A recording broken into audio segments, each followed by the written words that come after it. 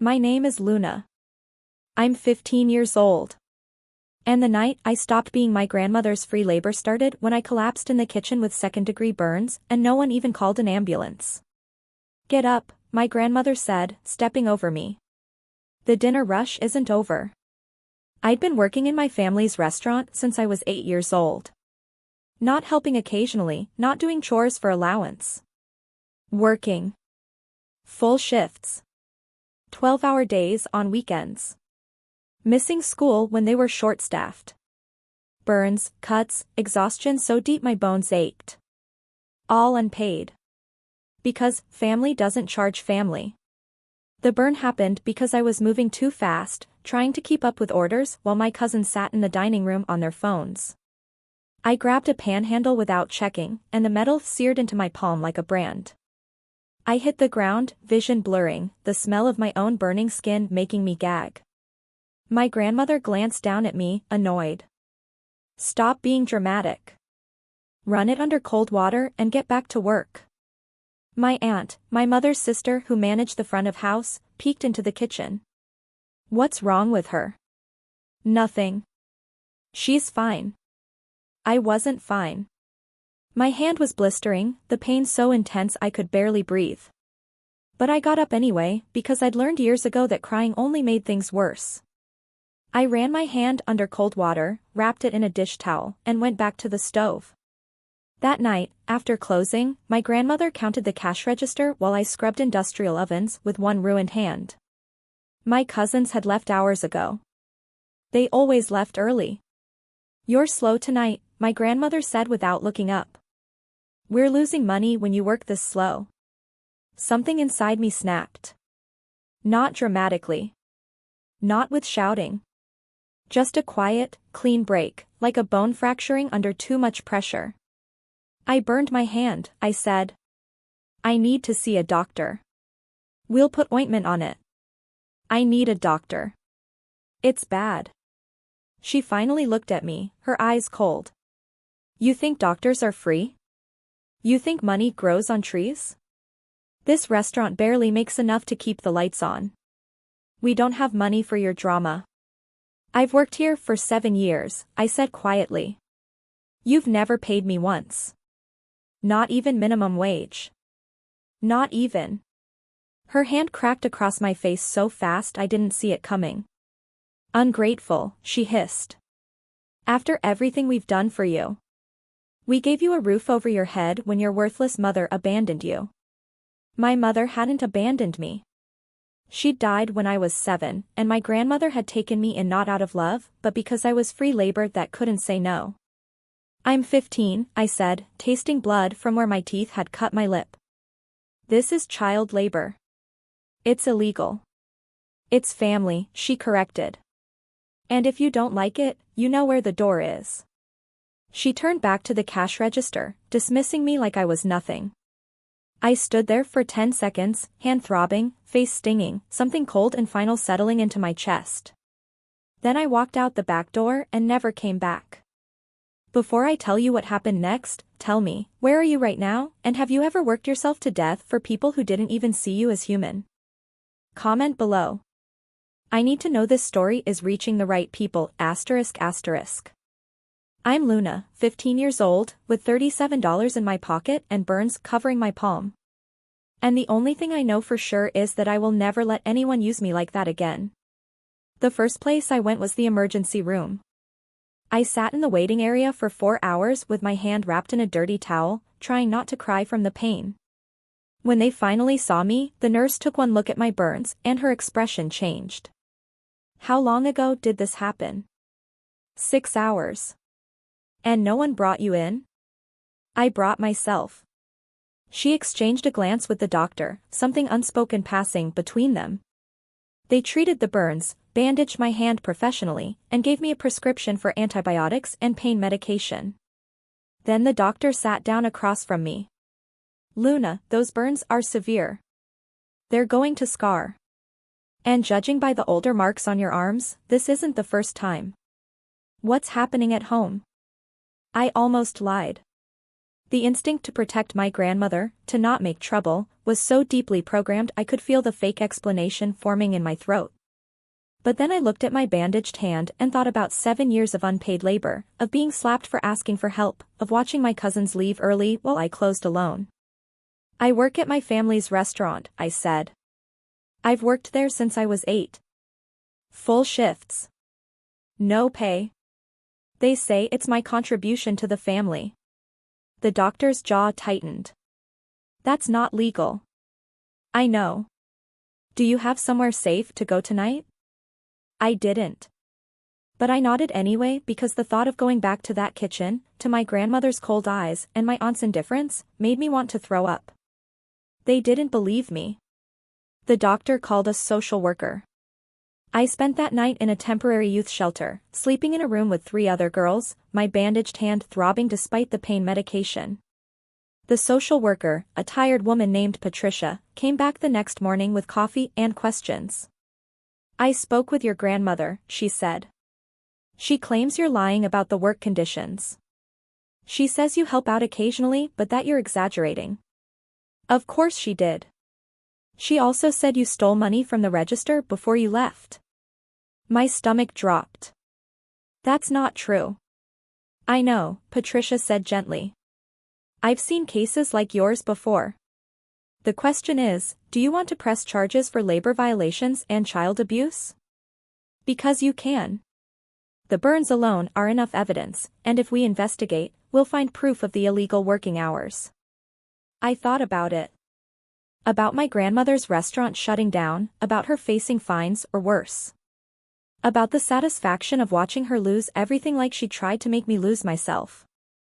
Then I thought about my 2 younger cousins, the one still in elementary school, who would suffer if the family's income disappeared. What if I just want to disappear? I asked. No charges, no investigation. I just walk away and they leave me alone? Patricia studied me for a long moment. You're 15. You need a guardian until you're 18. We can place you in foster care. No.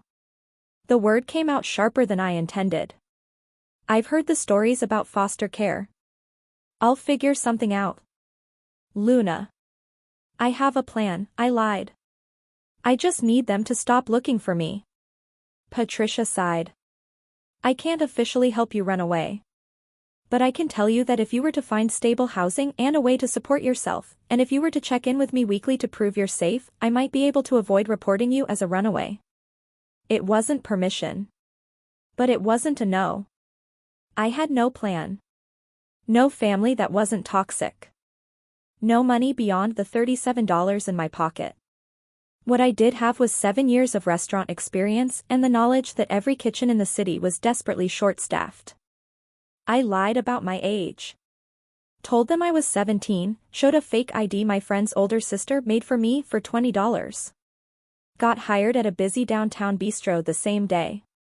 The chef, a gruff man named Marcus, watched me work for one dinner shift and then pulled me aside. You've done this before, he said. Yeah. Where? Family place. I don't want to talk about it. He studied me, taking in the bandages, the exhaustion in my eyes, the way I moved through the kitchen like someone who'd been doing it forever. You're not 17, he said. My heart stopped. I don't care, he continued. You're the best prep cook I've seen in 5 years. Show up on time, work hard, don't steal, and I'll pay you cash under the table. $12 an hour. Deal? I almost cried. $12 an hour. More if you prove yourself. You need a place to stay? I nodded. My sister rents rooms to college kids.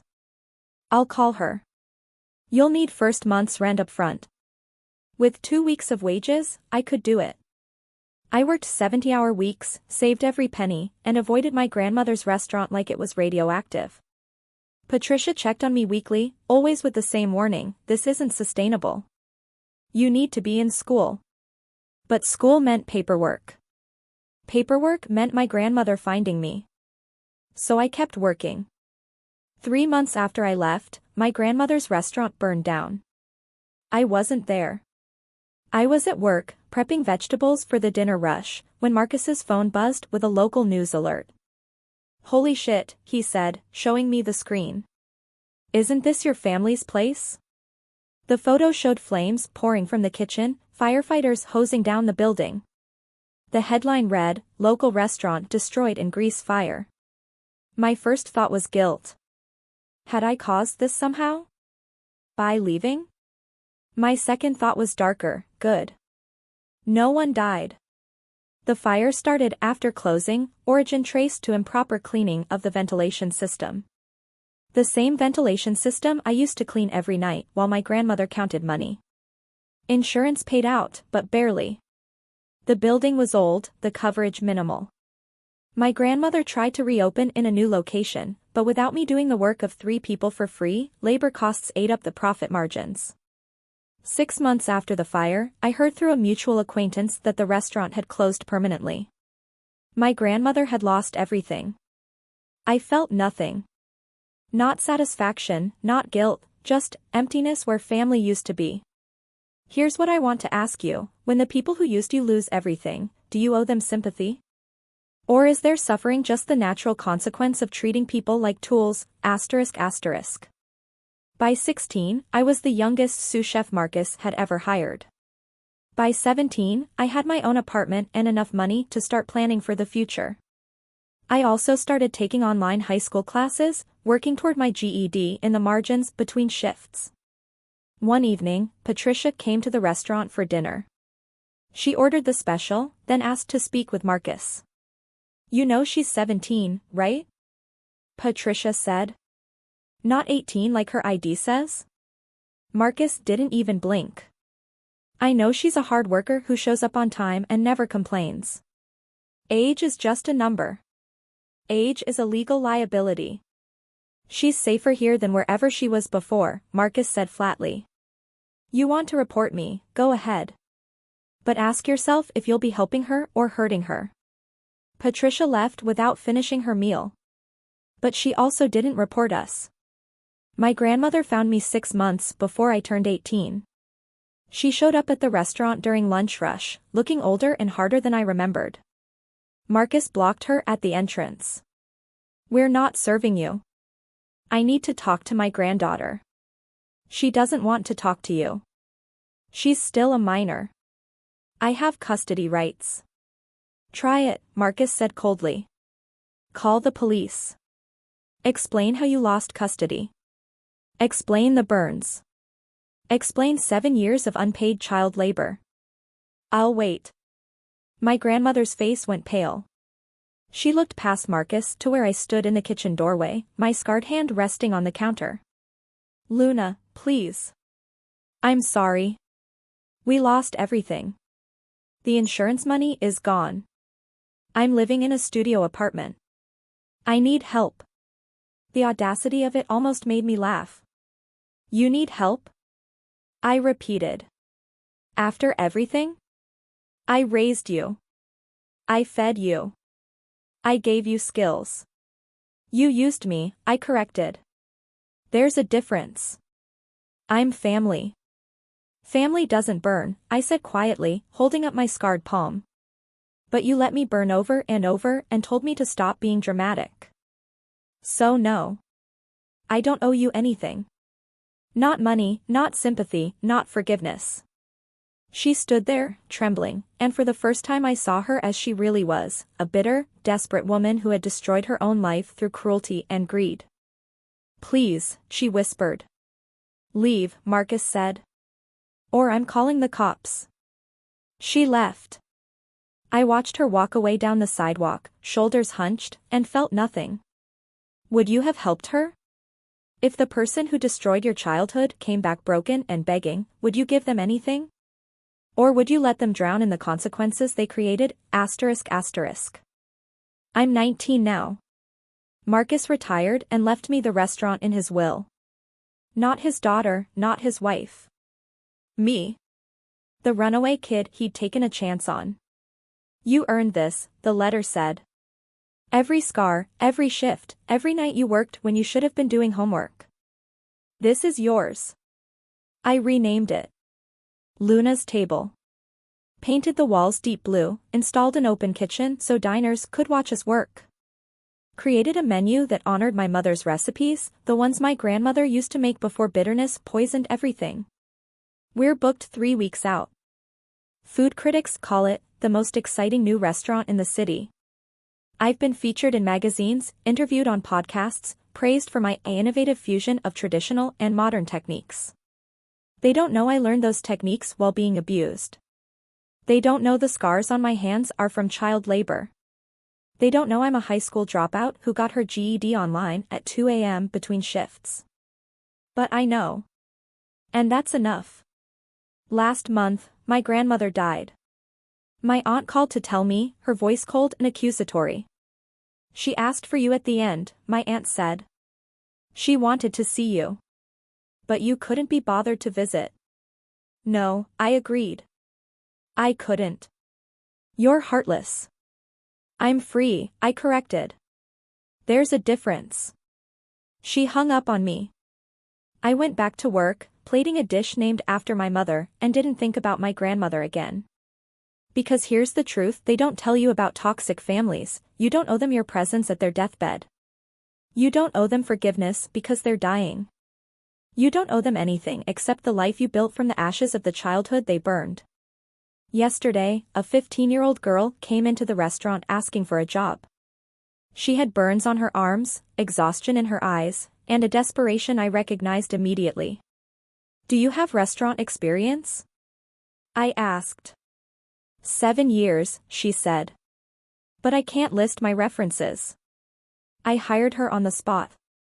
Paid her $15 an hour, gave her the day shift so she could go to school, and told her the same thing Marcus told me. Show up on time, work hard, don't steal, and this job is yours for as long as you need it. She almost cried. I know what she's running from because I ran from it too. And if I can be for her what Marcus was for me, then maybe all those burns meant something. So here's my final question, the one that keeps me up at night. If you could go back to the moment where you were forced to choose between survival and family, would you still walk away? Even knowing how much it would hurt? Even knowing you'd spend years wondering if you made the right choice, ***. Because I walked away. And yes, it hurt. Yes, I was lonely. Yes, there were nights I wondered if I'd made a terrible mistake, ***. But I also built something beautiful from the ruins. I created a place where people are never burned and told to stop being dramatic. Where work is paid fairly and respect isn't conditional, ***. I walked away from family and found myself. And I'd do it again in a heartbeat. Comment below, what did you walk away from to save yourself? And if you haven't walked away yet, what's holding you back? I promise I read every single comment, ***.